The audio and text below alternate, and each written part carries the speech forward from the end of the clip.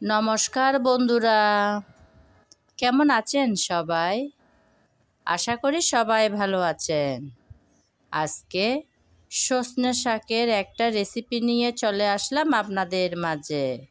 আপনারা তো সবাই চিনেন এবং জানেন, খুব উপকারী, ঔষধি গুণে ভরপুর এই শাক। বিশেষ করে এই সময়টাতে বেশি খাওয়া হয় এই শাকটা। তাই আমিও আজকে নতুন একটা রেসিপি নিয়ে চলে আসলাম আপনাদের মাঝে।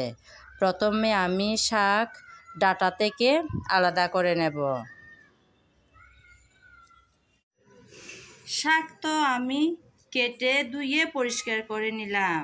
সঙ্গে নিয়েছি ডাল, কারণ আমি আজকের সজনে শাক রান্না করব মুসুর ডাল দিয়ে।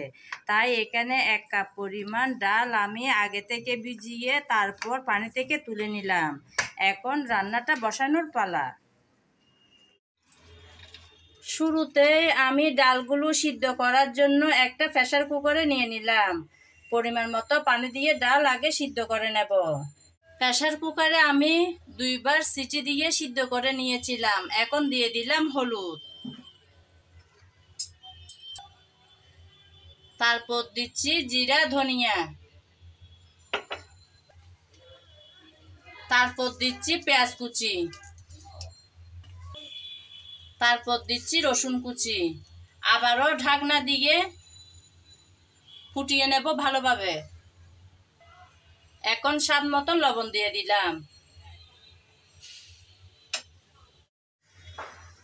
পেঁয়াজ রসুন আর মশলা দিয়ে আবারও একটু সিদ্ধ করে নিয়েছি। এখন আরেকটা প্যানে নিয়ে নেব।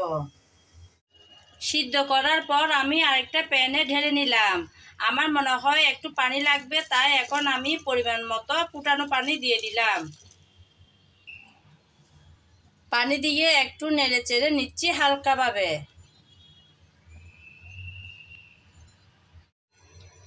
এখন অপেক্ষা করব যাতে ভালোভাবে একটা ব্লক চলে আসে। সুন্দর করে ব্লক চলে আসছে।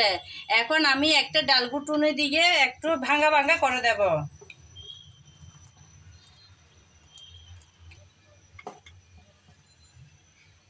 একটু ভাঙা ভাঙা করে দিলাম। এখন আমি শাকগুলো দিয়ে দিলাম। আমার আজকের রেসিপি যদি আপনাদের ভালো লেগে থাকে তাহলে আমার চ্যানেলটি সাবস্ক্রাইব করে আমার পাশে থাকবেন। আর যদি ফেসবুক পেজে দেখে থাকেন তাহলে পেজটি ফলো করে দেওয়ার অনুরোধ রইল। আমি নেড়ে চেড়ে এখন ভালোভাবে মিশিয়ে দেব শাকগুলো ডালের সাথে। মিশিয়ে দেওয়ার পর 5-6 মিনিট এভাবে নেড়ে চেড়ে ভালোভাবে ফুটিয়ে নেব। তাতে শাক ভালোভাবে সিদ্ধ হয়ে আসবে। আমি কিন্তু ঢাকনা দেব না, যাতে শাকের সুন্দর কালারটা থেকে যায়। আমি নেড়ে চেড়ে কিছুক্ষণ ভালোভাবে সিদ্ধ করে নিয়েছি। শাকটা সুন্দর সিদ্ধ হয়ে আসলো। এখন তেলে বাগা দিয়ে দেব।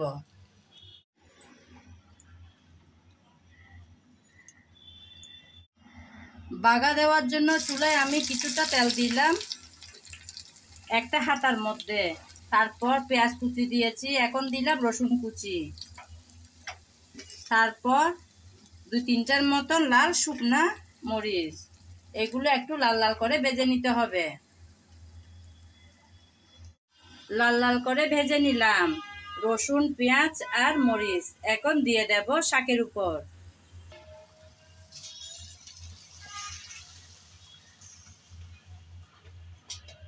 সঙ্গে সঙ্গে ঢাকনা দিয়ে দেব, যাতে সুন্দর ফ্লেভারটা থেকে যায়।